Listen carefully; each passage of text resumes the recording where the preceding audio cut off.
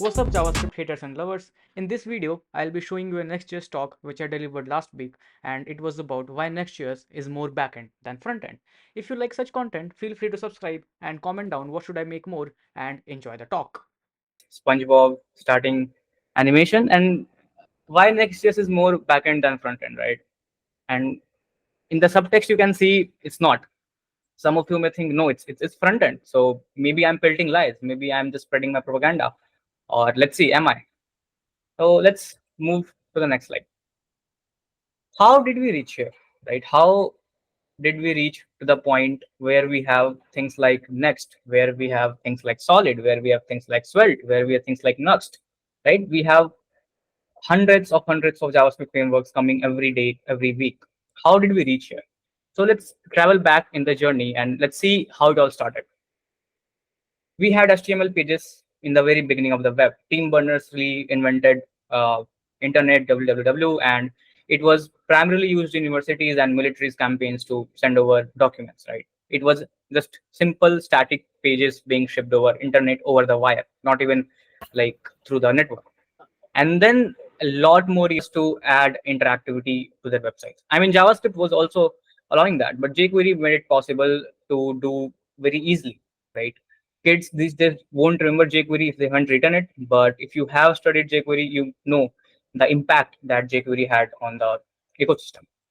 And then Google released AngularJS. Surprisingly, it did not work. It should have worked. The thought behind it was phenomenal. The idea phenomenal. Execution was little bit plot, they tried to impose a lot of their own opinions. They went for framework instead of library. They went for MVC frameworks instead of library that will allow developers to innovate by themselves. So it kind of failed. And the biggest reason for their failure or supposedly failure is that React came pretty soon. And React was not very widely accepted in the beginning. It was not welcome.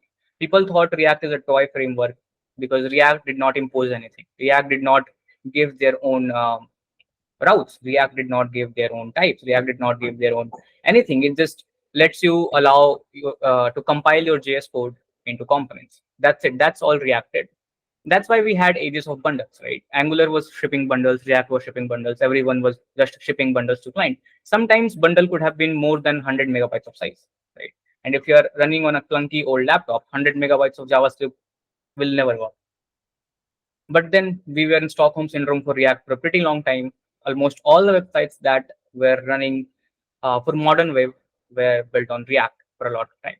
And then Vercel came in, and a lot more people came in. Ryan Corniotto came in, Richard Harris came in, and they built Next, Solid, Svelte, and all that stuff. And now we are getting back to the old age. Some people might like to tell that we are getting back to the PHP era, and that's kind of true. Why are we getting back to PHP era? How are we getting back to PHP era? We'll just see in a few minutes. So that's when the lines are getting blurred, right? That's when the lines are getting blurred. Because earlier we had backends, servers, boxes that used to do stuff, right? But then we had things like this, which allowed us to do two things at once. And that's when the lines are getting blurred. We are back to old age. We are back to shipping pages. We are back to shipping different rendering strategies instead of just shipping bundles. And let's see how exactly it works. So before defining what is full stack, we should first define what exactly is backend, right? What exactly is frontend is pretty evident. Whatever device you might use a tablet, you might use a laptop, you might use a mobile phone, you might use a watch, you might use anything is can be called as a client. But what exactly is backend, right? Let's just see. You have plenty of clients, right? You have hundreds of thousands of millions of clients, and there can be just one server. It can be just a simple box kept at some place. It can even just one box kept in your own house that could work as a server, right? But the clients could be millions of them. And what backend does is that it can read from database, it can write to database, it can process request, and it can return something. By something, I might mean data, HTML, JSS, anything. It can return something or anything, right? It can process events, right? The events being you being subscribed to some notification, the events being you sending some request back to the server, the events being you clicking on a button, any kind of event. It can send emails as well. right? It can send notifications as well.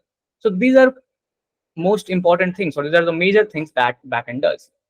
Now, if you are aware of Next.js, I want you to take one moment and think that whether can we do all those things in Next.js or not, right?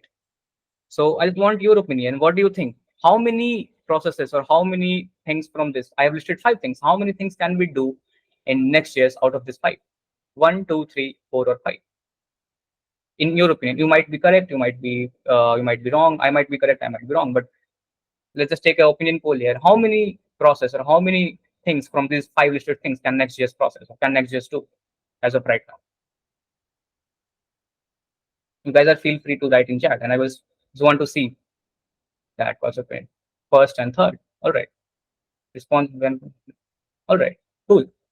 So we are already there, right? We are already there. Some of the things that backend can do, Next.js is already doing. So we are somehow reaching there. Let's just see now what exactly is full stack. We saw what are clients, we saw what is backend, but what exactly is full stack? And I don't want to define full stack as the merger of backend and frontend. Full stack is kind of like a spectrum, right? Full stack is kind of like a rainbow, right? From V to R, right? Full stack is not point A and point B merging. Full stack is kind of like a spectrum.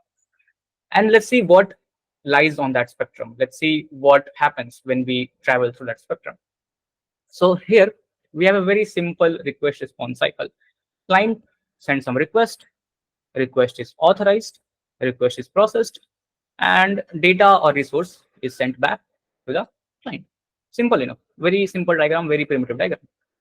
Now, if you look at these 2 bars on the top, this is where measure of the backend lies. Authorizing the request, processing the request, and sending back the resource. And all of this could have been done in Node.js, PHP, Ruby, Golang, whatever backend stuff or whatever server-side language you want to use. But since the inception of Node.js, all the spectrum can easily be covered by Next.js. Right? So this is the line which I want to draw between the front end and back end. Right? And this is the whole spectrum where full stack lies. Between this, a lot of things can happen as well. We can have middlewares, we can have redirections, we can have maybe some kind of proxies. A lot of things that can happen in between this spectrum. And Next.js surprisingly handles all of them as well. Right? If you are aware of the new features in Next.js, which we'll see in just few minutes, they have redirections as well. They have middlewares as well. So Next.js is kind of fulfilling the whole spectrum, right? But is it exactly backend yet? Or how does it handle the pressure of being the backend? How does it handle being the rendering side of your application, right? So let's see, we have 2 strategies of rendering anything over web, right? And how Next.js fits in. On the left side, you might see the old way of rendering stuff, right? Client side rendering, right? Pretty simple stuff. What happens? You go to google.com, right? Or any website, your browser downloads some amount of JavaScript. Cool. It renders a shell. By shell, I means it can be a loading step. It can be just a loader. It can be just a, hey, wait, I am loading, any kind of stuff. That is not interactive yet, but that is not also making you wait to see something. And that's what we called first paint, right? User can see something. User is not staring blank at a white space. That's how client-side rendering works. And then server queries some database and data comes in and you render the content. Right? This is how old CSR or old client-side rendering used to work. Why I'm saying old client-side rendering, we'll see this in the next slide. Now, few years down the line, we had server-side rendering as well. And what happens in server-side rendering is that loading shell or the first paint or the first visual, it does not builds on your browser. It is directly coming from the server. So server sends you some amount of HTML so that user should not, blank at a white screen for any amount of time. And then we download the JavaScript and then we hydrate with the JavaScript. By hydrate, I means just initiating the JavaScript, just running the JavaScript. Then it queries the database and then we enter the content. Cool. But one similarity you might notice, there is no time difference in the whole content, right? There is no time difference on the bar in the whole content. Still same. The time difference comes when we want to see the first paint, right? And this made a huge difference, right? And what difference am I talking about? What is this difference? If you guys remember, Amazon published a paper and they said like reducing the latency by 4 milliseconds impacted in a huge benefit in their business. And that latency was just 4 milliseconds for the first paint, for the user being able to see at least a loading state.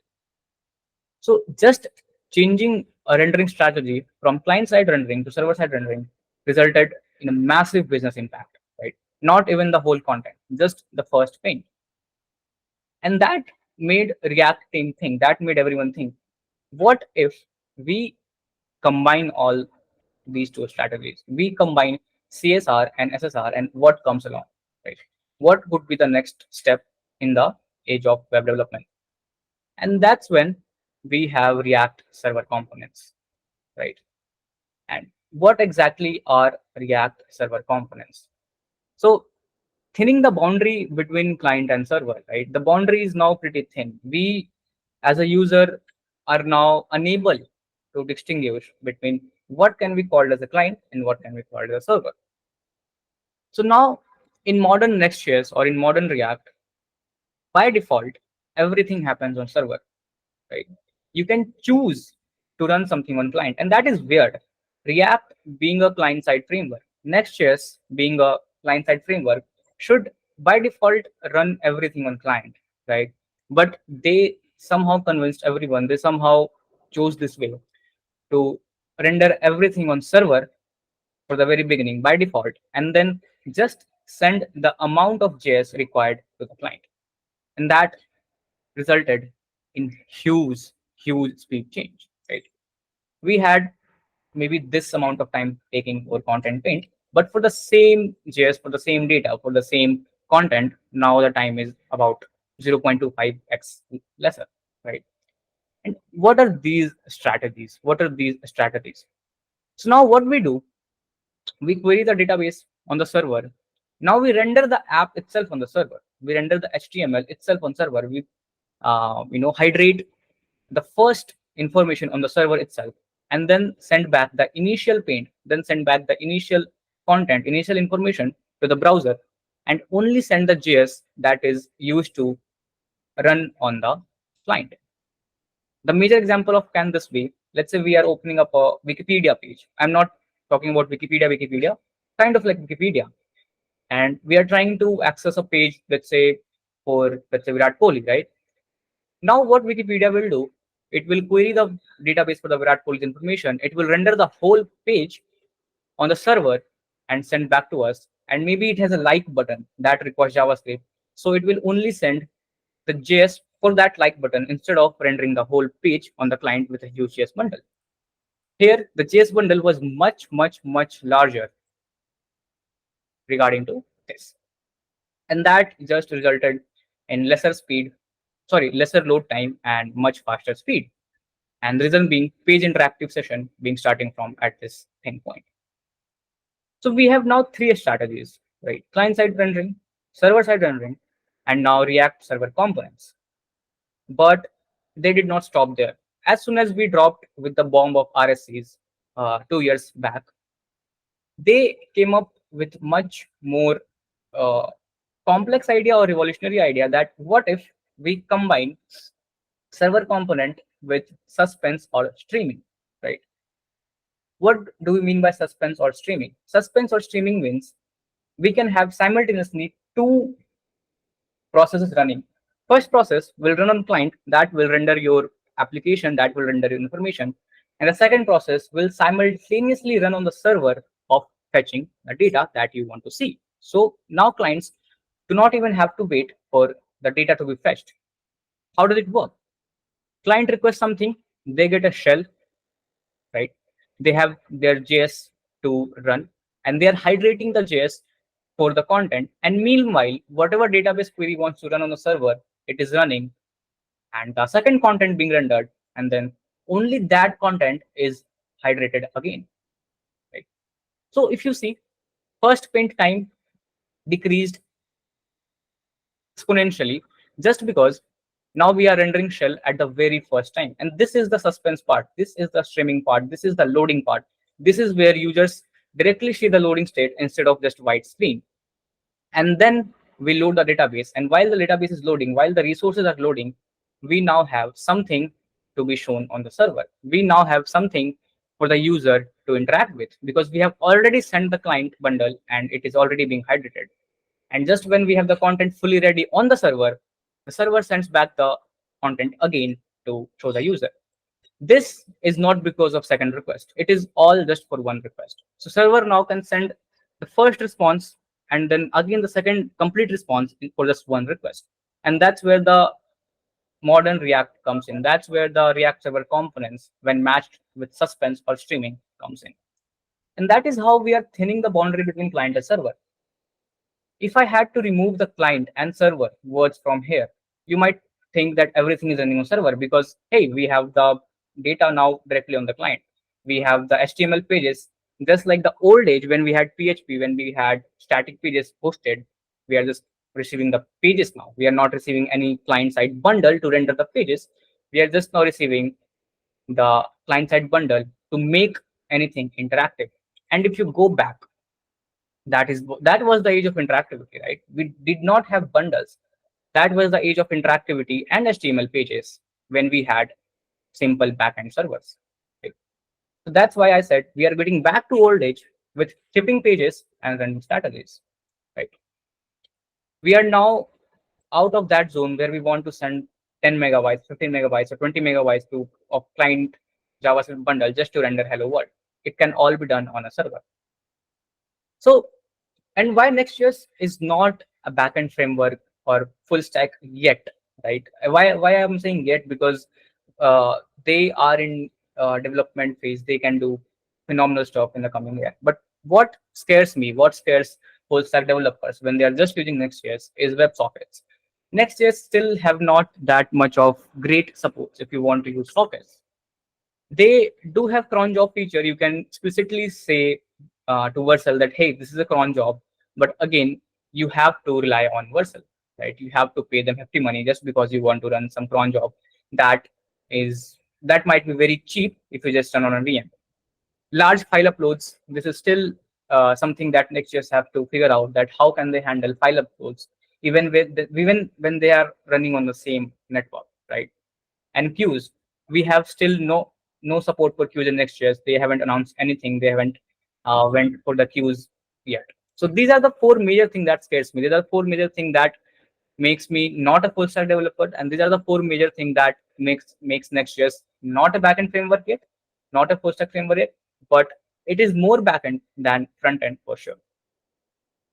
Again, now in the end, we can just say that web is evolving, right? Web is evolving every day, and they are bringing servers closer to client. And as a developer, you should also bring your users closer to server. And what do I mean by this, bringing users closer to server? You cannot just say to me as a user, hey, my database is in Frankfurt. Can you just travel to Germany to use my application? That won't work, right? I'll have to face the latency if I'm in India and your server are in Frankfurt. And how Next.js and Vercel is solving it by providing edge computing or edge network out of the box. When you deploy anything on Vercel's network, when you deploy anything on Next.js, they automatically distribute their over their edge network and cache it in your region so that your users don't have to wait for some remote data center to load for a simple application. And that's why Next.js comes in, right? That's where Next.js is doing their part of being the backend framework. Things I don't like about Next.js, and you might not too. Weird Next.js file naming conventions, right? Why do I have to name everything page.jsx if I have to use different namings, right? That is just weird in my opinion. It might work for someone, but it's just turn off for me as of now.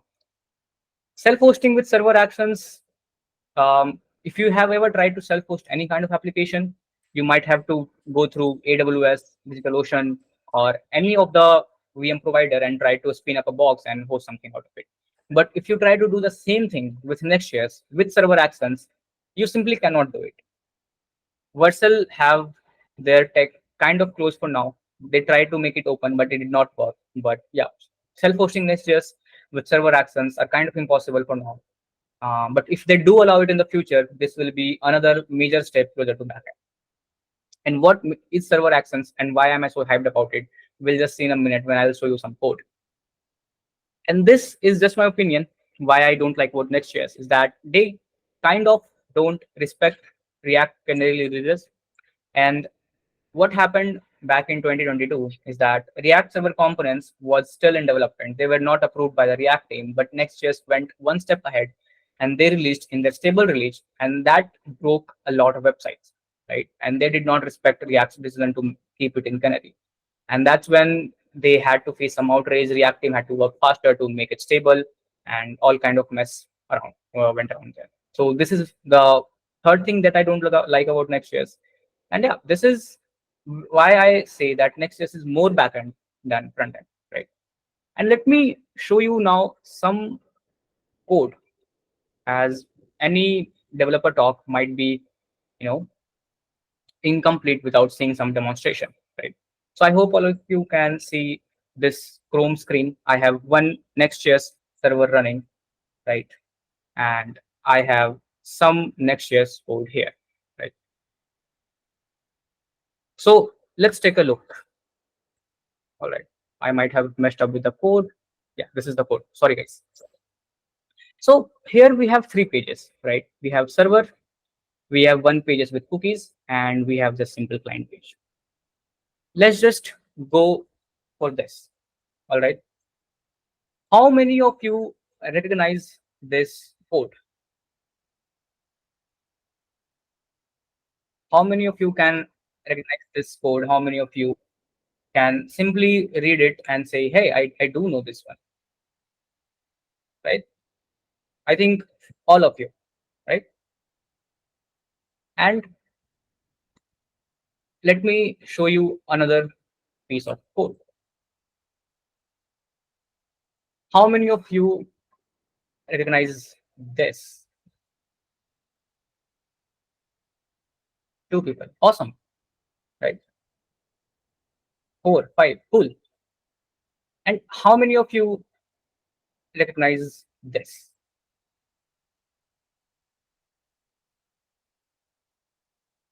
All right. Awesome. So now let's go through what all these 3 will ship to browser, or all these 3 will ship to your client. All right. Let's go to our Chrome. So here I have localhost 3000. Let's just first go to client. Okay. Simple client page. Let's just open network tab just for reference what is happening. If I click on this, will there be any request sent back to my server? No. If I click on this button, will there be any request sent back to my server?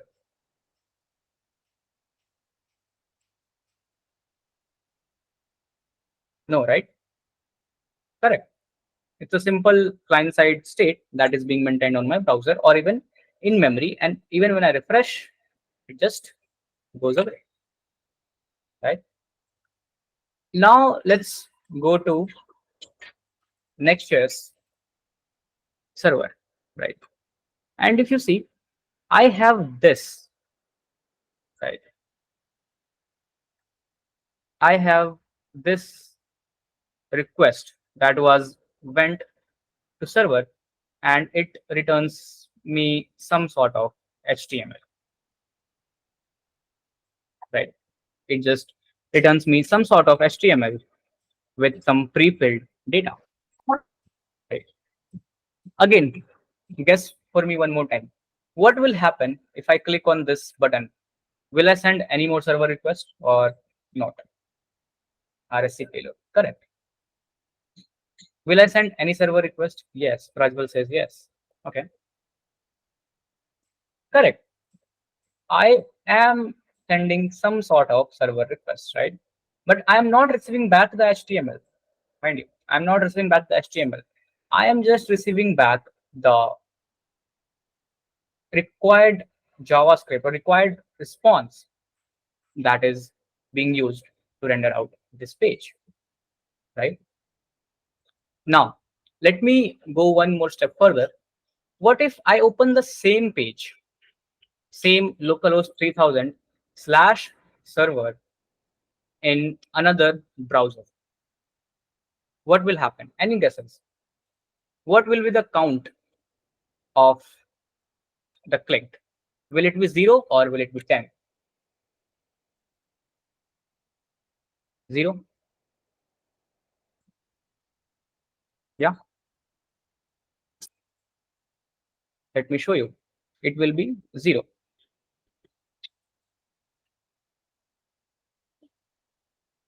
One second, guys. I'm confused between my monitors. But yeah, 0. Correct. Refresh. It is 8.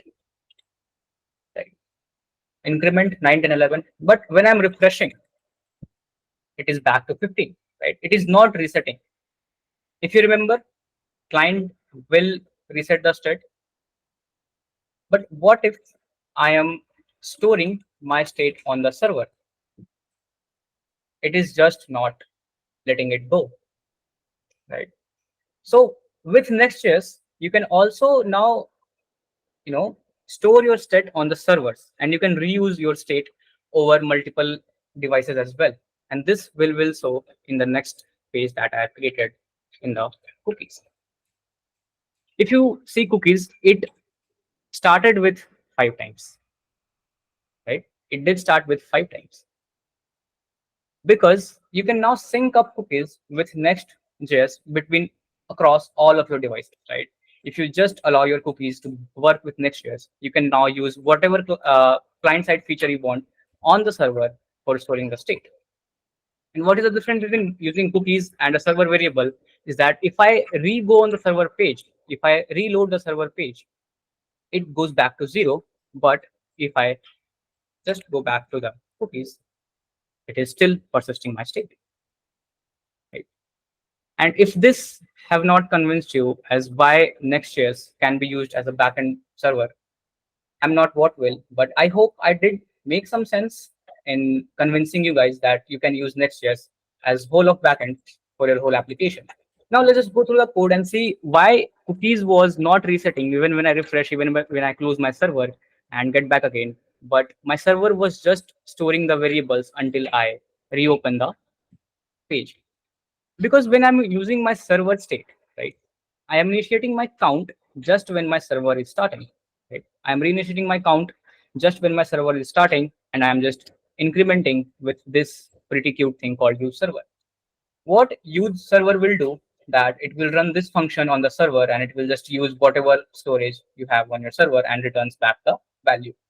If I restart the server, it will go back. It will reset to 0. That just does not happen with Next cookies. The cookies will get stored in your browser, and it will send back and forth between your client and server interactions, hence making your state persistable between multiple sessions as well. Right? And if you guys see, this is the same kind of functionality that I implemented in client, same kind of functionality in the server, same kind of functionality in the cookies, without using any client-side JavaScript. Right? So this whole thing is working without sending any sort of JS on the client, right? Without using any sort of extra JS on the client, on the without using any sort of JS on the client, right? So that was it, guys. I hope it made some sense. I hope it did convince you as to why Next.js is more of a backend than front end server framework, and what Next.js has in store for you if you really just want to empower its users. Right? So now I'm open for any questions. If you want to ask anything about Next.js, React, JS ecosystem, feel free to have a chat.